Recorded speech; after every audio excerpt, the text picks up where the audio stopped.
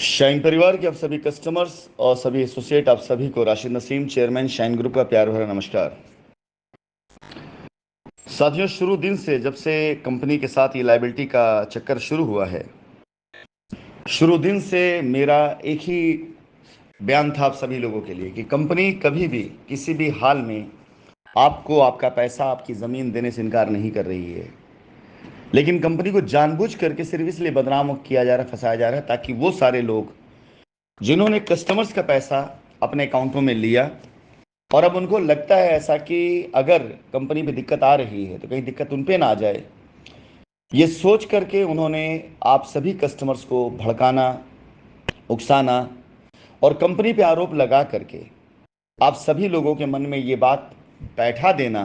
कि कंपनी लौट कर नहीं आने वाली है, आपको लेकर लीगल में चले गए। मैं बात अभी कर रहा हूं उन लोगों को जो लीगल में गए। जरा एक बार अपनी मेमोरीज को रिकॉल करें, क्योंकि उनके दिल और दिमाग में ये बात अच्छे तरीके से बैठा दी गई थी कि कंपनी ने फ्रॉड किया है और कंपनी पैसे लेके भाग गई। दो चार ऐसे रिट पिटिशन वालों को तो मैं खुद जानता हूं इलाहाबाद में, जिन्होंने रिटें डाली और जो सिर्फ इसलिए डाली गई थी कि उनको मुझे ब्लैकमेल करना था। मुझसे ब्लैकमेलिंग, सौदेबाजी जब नहीं बनी तो उन्होंने आप सभी लोगों को इकट्ठा किया, अनाप शनाप क्लेम बनाए और ले जा करके इलाहाबाद में जो रिट चल रही थी ऑलरेडी पहले, उसके साथ अटैच करा दिया और धीरे धीरे एक ऐसा माहौल बना दिया जिसमें आप कस्टमर्स के दिल दिमाग में बात आ गई कि वाकई कंपनी भाग गई है और ये जो कह रहे हैं अगर उसको हम नहीं करेंगे तो हमारा पैसा डूब गया है। जबकि हकीकतन ये थी कि आपकी मदद से ही आपका पैसा वहां डुबाया जा रहा था। और मैं शुरुआती दिन से ही आप सभी लोगों के बीच में जब अपनी बात रखने का प्रयास करता था तो मेरे सोशल मीडिया पेजेस को कोर्ट के द्वारा आदेश करा करके बंद कराने की कोशिश सिर्फ इसलिए की गई ताकि आप तक सच्चाई ना जाने पाए। हमारे बहुत से एसोसिएट्स, उन्हें धमकी दी जाने लगी, उनके खिलाफ FIR किया जाने लग गया कि आप राशिद नसीम से बात करते हैं, आपके ऊपर 120B का मुकदमा चलेगा, बहुत सी चीज़ ऐसी बताएगी, सिर्फ इसलिए कि मैं सच्चाई बताया करता था। यानी एक माहौल बनाने की कोशिश की गई कि किसी भी तरीके से कस्टमर सच्चाई ना पता चले, जैसा कि होता रहा है भारतवर्ष में कि ऐसे मुकदमे 10-20 साल तक चलते हैं और 2-4 साल और आगे जाता मुकदमा तो आप भूल करके बैठ जाते। और जिनको आप पैसा अकाउंट में दे चुके थे, कैश में दे चुके थे, वो सारे जीवन आपके पैसे को दबाकर बैठ करके उसे ऐश कर रहे होते और आपको कभी सच्चाई से अवगत ना कराया गया होता। दो चार चीजें हैं जो शायद ऐसे लोग भूल गए थे जिन्होंने 2013, 14, 15, 16, 17, 18, 19 में मेरे सेमिनार्स अटेंड किए, मेरी मीटिंग को सुनी। वो शायद मेरी इस लाइन को भूल गए थे कि मैं कभी हारता नहीं हूं और जब तक जीतता नहीं हूं तब तक मैं कोशिश करता रहता हूं और कभी भी मैं गलत चीज के लिए नहीं लड़ता हूं। कई बार मैंने अपनी मीटिंग में कहा कि अगर अनजाने से भी मुझसे कोई गलती हो जाएगी तो सबसे पहले उस गलती के लिए क्षमा चाहूंगा मैं, और फिर उस गलती को मैं इतना बेहतर तरीके से दुरुस्त करूंगा कि आप पुरानी गलती को भूल करके नए की सराहना करना शुरू कर देंगे। शायद वो लोग भूल गए थे कि 2019 से पहले का राशिद नसीम जो स्टेज पर हजारों लोगों के सामने खड़े होकर बातें किया करता था, वो कहा करता था कि मैंने अपने आप को और अपने जीवन को इन वसूलों पर, इन सिद्धांतों पर संवारा है, सजाया और बनाया है। सेल्फ मेड हूं मैं, किताबों से पढ़ करके मैं बातें नहीं करता हूं, बल्कि अपनी जिंदगी में अपने तजुर्बों से मैं बात करता हूं। तो सबसे पहले आप सभी लोगों को बताना चाहूंगा कि आश्चर्य और अचंभे की बात है ये, और ऊपर वाले का बहुत बड़ा आशीर्वाद आप सभी कस्टमर्स के ऊपर है ये, कि हिंदुस्तान में इससे छोटे मोटे मुकदमे भी दसियों साल तक चलते रहते हैं, लेकिन ये हिंदुस्तान का पहला मुकदमा है जिसकी दो चार पॉइंट्स मैं आपको बताना चाहूंगा। जैसे भारत देश की सर्वोच्च एजेंसियां लगी, भारत देश में उच्च न्यायालय, डबल बेंच, चीफ जस्टिस महोदय के कोर्ट में यह मुकदमा गया और एक बार नहीं, दो बार नहीं, कई बार गहन जांच करने के बाद जब ये जजमेंट आता है तो इसमें दो चार चीजें बहुत ही ज्यादा इंपॉर्टेंट जो आपको जानना चाहिए आप कस्टमर को, क्योंकि ये जजमेंट और ये समय सीमा,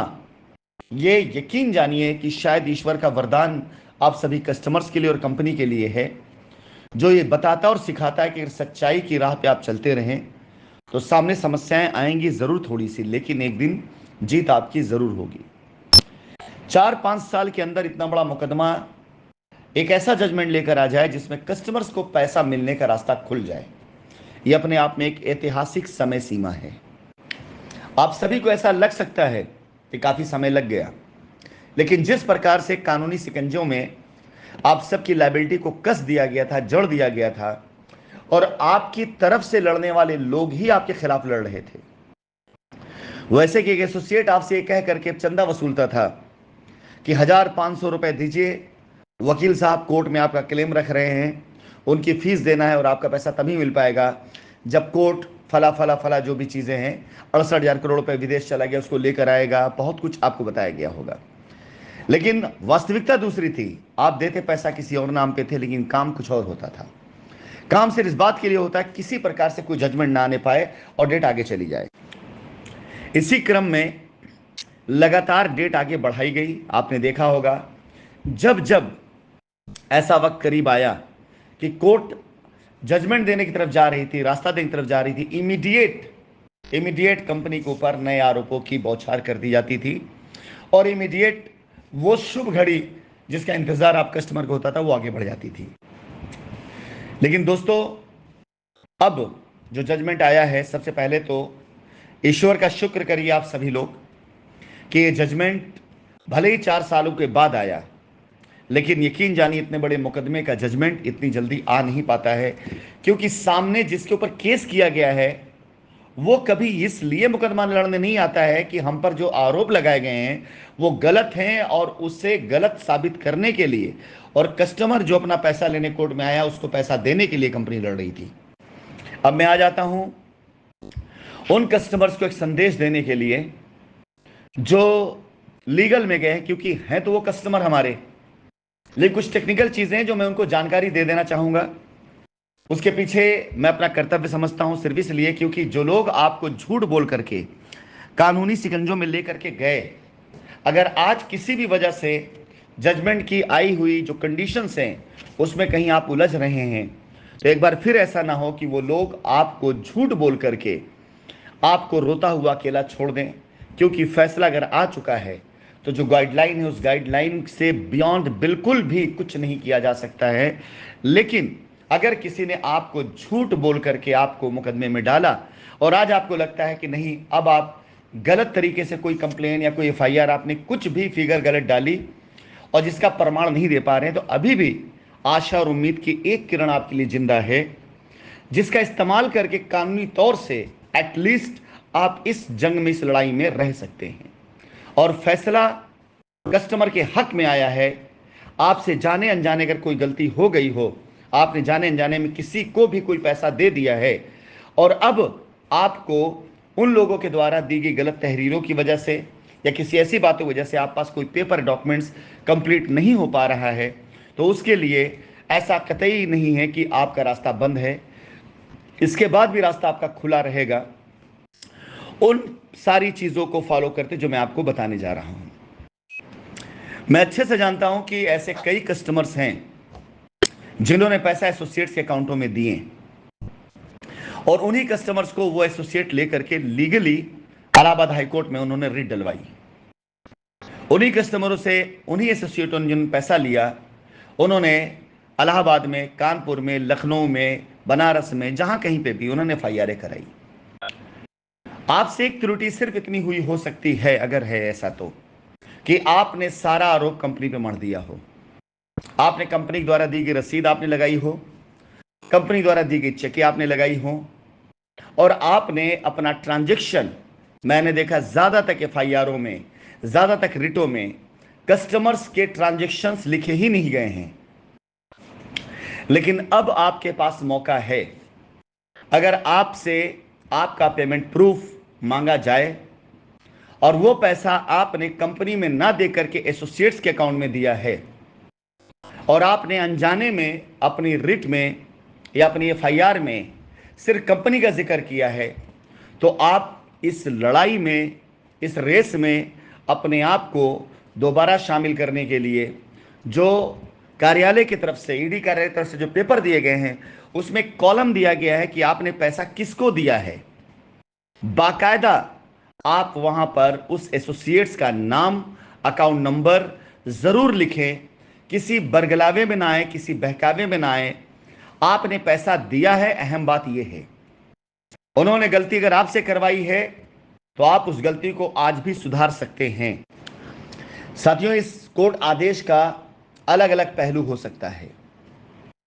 अलग अलग एंगल हो सकता है। कस्टमर्स के लिए कस्टमर्स का एंगल हो सकता है, जो लोग कंपनी के विरोध में थे उनका अलग एंगल हो सकता है, जो लोग कंपनी के सपोर्ट में थे उनका अलग एंगल हो सकता है। लेकिन व्यक्तिगत तौर से मेरा जो एंगल है, मेरी जो ऑब्जर्वेशन है, मैं आपको बताना चाहूंगा। और मैं समझता हूं कि शायद आप में से बहुत से लोग अगर इस गहराई को समझ लेंगे तो आप समझ जाएंगे कि आपका पैसा कैसे मिल सकता है और यह आदेश क्या कहता है। साथियों, इस आदेश में कोर्ट ने पारदर्शिता को बरकरार रखते हुए किसी प्रकार से कोई भी किसी के साथ पक्षपात ना होने पाए, इसको बरकरार रखते हुए भारत देश की एक ऐसी जांच एजेंसी को इन्वॉल्व किया है आपके क्लेम को सेटल करने के लिए, जो हमेशा मनी लॉन्ड्रिंग पर ही काम करती है। यानी देश में काला धन कहां है और लोग काले धन का कैसे उपयोग कर रहे हैं, मनी लॉन्ड्रिंग कैसे कर रहे हैं, इस तरह के केस पे ही जो एजेंसी काम करती उसको ही लगाया गया। जहां तक मेरी ऑब्जर्वेशन है वो इस बात पर है कि इतने सालों के गहन अध्ययन के बाद, जांच के बाद, न्यायालय को, जांच एजेंसियों को यह बात जब दिखाई देने लग गया कि कस्टमर ही परेशान हो रहा है और कुछ लोग ऐसे हैं जो कस्टमर्स को परेशान करने का कारण बने हुए हैं, तो उसका एक बाकायदा रास्ता जो निकलकर इस आदेश में आया है कि आप कस्टमर जाएं। यहां कंपनी को पूरी तरीके से किनारे कर दिया गया है।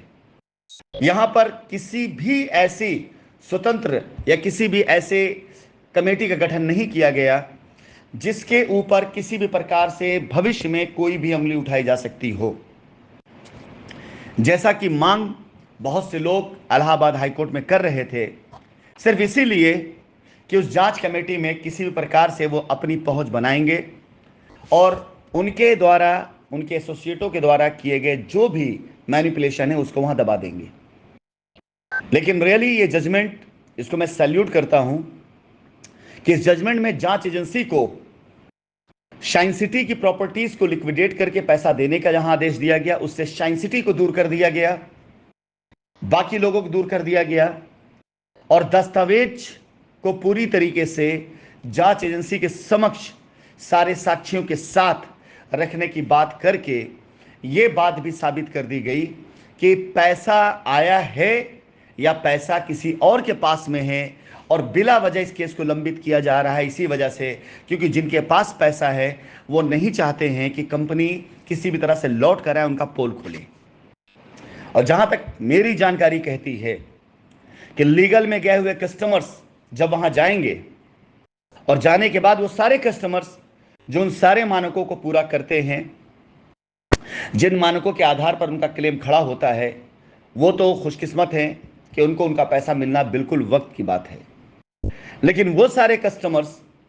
जिनके पास इस बात का पर्याप्त डॉक्यूमेंट्स ना हो जो उन्होंने क्लेम किया हुआ अपने एफआईआरों में, जो उन्होंने क्लेम किया अपने रिटों में, और पैसा उन्होंने अगर एसोसिएट्स को दिया है, तो मेरी आप सभी से विनम्र विनती है कि आप सभी लोग हर उस एसोसिएट्स का नाम, account detail, mode of payment जरूर से जरूर उस दस्तावेज में फिल करें जो आपको ईडी कार्यालय से प्राप्त हुए हैं, जिसमें आप जा करके बाकायदा अपना पेमेंट जो आपने कंपनी में दिया उसका डिटेल आपको देना है, वो जरूर पूरी तरीके से फिल करें। इस पूरे के पूरे क्रम में आपका पैसा जिनके पास गया है वो रिकॉर्ड लीगली एक ऐसी जांच एजेंसी के हाथ में जाएगा जो इसी बात की मुख्यतः जांच कर रही है कि कहीं ऐसा तो नहीं है कि कंपनी का नाम लेकर के या कंपनी के आधार पर पैसा लेकर के लोगों ने मनी लॉन्ड्रिंग की हो। यकीन जानिए, जजमेंट सिर्फ जजमेंट नहीं है बल्कि ये इंसाफ है। कस्टमर को उसका पैसा मिलेगा, कस्टमर को उसकी जमीन मिलेगी, कंपनी अगर सही है तो साबित होगा, अगर कंपनी कहीं भी गलत होगी तो अपने आप आपके सामने आ जाएगा। कितना परसेंट हमें गलती थी वो सच में आपके सामने आ जाएगा। हमने 68,000 करोड़ का स्कैम किया है नहीं किया, अब आपके सामने आ जाएगा। वो सारी खबरें, वो सारी न्यूज़ जो डाली गई अखबारों में, वो कहाँ तक सच थी, कहाँ तक सही, वो सब सामने आ जाएगा। और कंपनी अगर वो सब चीज़ों में नहीं इन्वॉल्व थी जिसकी वजह से आप सबको डराया गया, आप सबको उकसाया गया, तो फैसला आप खुद करिएगा कि क्यों, किस लिए ये सारे आरोप लगाए गए थे और किन्होंने आरोप लगाए थे। ये फिलहाल इस वॉइस रिकॉर्डिंग को बहुत लंबा ना करते हुए मैं सिर्फ इतना कहना चाहूंगा कि पैसा अगर आपने दिया है तो आपको आपका पैसा मिलना चाहिए, ये सबसे पहली जरूरत है। लेकिन इस जरूरत को पूरा करने के लिए जरूरी दस्तावेज हैं, वो भी बहुत जरूरी है कि अगर आपने पैसा दिया है तो जहां पैसा मांग रहे हैं पैसा वही है आपका या पैसा कहीं और आपका है और आप ही ने दिया है इसको, अगर तो वो भी आपको ही साबित करना पड़ेगा। आप सभी कस्टमर्स जो लीगल में गए हैं, मैं उनकी बात कर रहा हूं, से मेरा अनुरोध है कि अगर आपके पास आपका क्लेम ऐसे ही है जैसा कि मैंने अभी शेयर किया, पीआईपी की चेक से लॉगिन, एसोसिएट डिस्काउंट से लॉगिन या इस प्रकार चीज़ों से, तो कृपया कृपया कृपया करके अब किसी बहकावे में मत आइएगा। अभी कल मेरे पास एक रिकॉर्डिंग आती है कि एक एसोसिएट महोदय 2 लाख रुपया अपने अकाउंट में लिए हैं कस्टमर से और कंपनी को आरोपी बना रहे हैं कि कंपनी भाग गई है, एसोसिएट नहीं भागता है और पैसा खुद रखा हुआ है उन्होंने, और सामने कस्टमर्स को किसी और प्रोजेक्ट में और पैसा दे करके निवेश करके जमीन लिखवाने का प्रलोभन दे रहे हैं। उससे वो ये साबित करना चाह रहे, बचना चाह रहे हैं कि जो 2 लाख उन्होंने लिया है वो ईडी की जानकारी में ना आने पाए, कोर्ट की जानकारी में ना आने पाए और कस्टमर को बाहर ही सेटल कर दें वो। लेकिन महाराज, आप सभी लोग ये बात कतई मत भूलिएगा कि इस छोर पर राशिद नसीम बैठा है। हर वो एफआईआर, हर वो पिटीशन जो अब लीगल जामा पहन चुकी है, या तो वो सेटल होगी अगर जायज है, और अगर जायज नहीं है, उसमें 1 रुपए का भी गलत कोई भी बयानी की गई है, तो हम सिर्फ इंतजार कर रहे हैं उस दिन का जब सारे कस्टमर्स अपना क्लेम डाल चुके होंगे जो लीगल में गए हैं। उसमें जेन्युइन कस्टमर्स कितने हैं, और अगर किसी भी वजह से वो जेन्युइन कस्टमर्स जो जेन्युइन कस्टमर थे लेकिन किसी के बहकावे में आकर के उन्होंने कंपनी पर दबाव डालने के लिए गलत एफआईआर करा दी, अगर सारे कस्टमर्स उन सारी घटनाक्रम को लिखित तौर पर डिपार्टमेंट तक नहीं पहुंचाएंगे या कुछ कस्टमर्स क्लेम के लिए नहीं आएंगे, तो वो सारी रिट, वो सारी एफआईआर के ऊपर कंपनी खुद कार्रवाई करवाना चाहेगी कि अगर इन्होंने हम पर क्लेम किया था, आरोप लगाया था, तो या तो साबित करें कि हाँ इनका आरोप सही था, या साबित ये होता है कि हम सही थे, तो इतने साल का जो कंपनसेशन है वो किस प्रकार से कैसे कंपनी लेगी ये वक्त ही बताएगा। इसलिए मैं आप सभी लीगल में गए हुए लोगों से कहना चाहूंगा विनम्रता पूर्वक, कानून ने आपको रास्ता दे दिया है, जाइए और जा करके अपने क्लेम कीजिए ईमानदारी के साथ। अगर आपने 10 लाख रुपए दिया है तो उस 10 लाख रुपए के ट्रांजैक्शन को बाकायदा ईमानदारी के साथ दिखाते हुए उस पर कोर्ट के द्वारा दिए गए फैसलों के हिसाब से ब्याज के साथ आपको आपका पैसा मिल रहा है। इससे बड़ी और क्या बात हो सकती है। लेकिन अगर आपका क्लेम ही गलत निकल गया या ऐसी कोई बात हो गई, तो भी आप जा करके उस क्लेम में जो आपका पैसा जहां गया है वो जरूर डालिए, सच्चाई लिखिए, सही बात से अवगत कराइए कानून को। किसी भी प्रकार से कानून की आंखों में धूल न झोंकने पाए ये लोग, ये काम आप करें जरूर। अन्यथा आप ये अगर नहीं करते हैं और आप इन एसोसिएट के द्वारा बाहर ही सेटल कर दिए जाते हैं, हो सकता है संभावना इस बात की भी हो कि आपको ये बाहर सेटल कर दे कि कोई बात नहीं, चलिए हम देख लेंगे। लेकिन यकीन जानिए इस सेटलमेंट के बाद भी अगर कस्टमर्स की वजह से ये एसोसिएट की वजह से कंपनी की इतनी क्षति पहुंची है, तो कानूनन ये हमारा अधिकार है कि हम आपसे ये सवाल करें और आपको आकर के जवाब देना पड़ेगा कि अगर आपका पैसा ही हमारे पास नहीं था और आपको लेना ही नहीं था, तो इतने साल तक ऐसे झूठे आरोपों में फिर कंपनी को क्यों फंसाया गया। ये सवाल हम कोर्ट से भी करेंगे, ये सवाल हम उस कस्टमर से करेंगे जो कस्टमर ऐसे चीज़ों में संलिप्त पाया जाएगा, ये सवाल हम उस एसोसिएट से भी करेंगे जिसने इस प्रकार का पूरा कुचक्र रच करके कानून को, कंपनी को, कस्टमर को, जांच एजेंसियों को, सबको धोखे में रखा। फिलहाल इस वॉइस नोट को बहुत लंबा ना जाते हुए मैं यहीं पे इसको रोकना चाहूंगा और कस्टमर से एक ही बात कहना चाहूंगा, आपका पैसा अगर आया है तो मिलना चाहिए। अब उस पैसे का रास्ता कानून दे चुका है, उस रास्ते पे चलना आपका काम है। किसी के बहकावे में बहक करके मत आइएगा, जाइए और जाकर अपना क्लेम खड़ा करिए। अगर आपका पैसा कंपनी में नहीं आया है, उसके साक्ष्य आप नहीं दे पा रहे हैं, एसोसिएट्स आपको रोक रहा है, रुकिए मत, एसोसिएट्स का नाम डाल करके ईडी में डालिए ताकि सच्चाई सामने आ सके।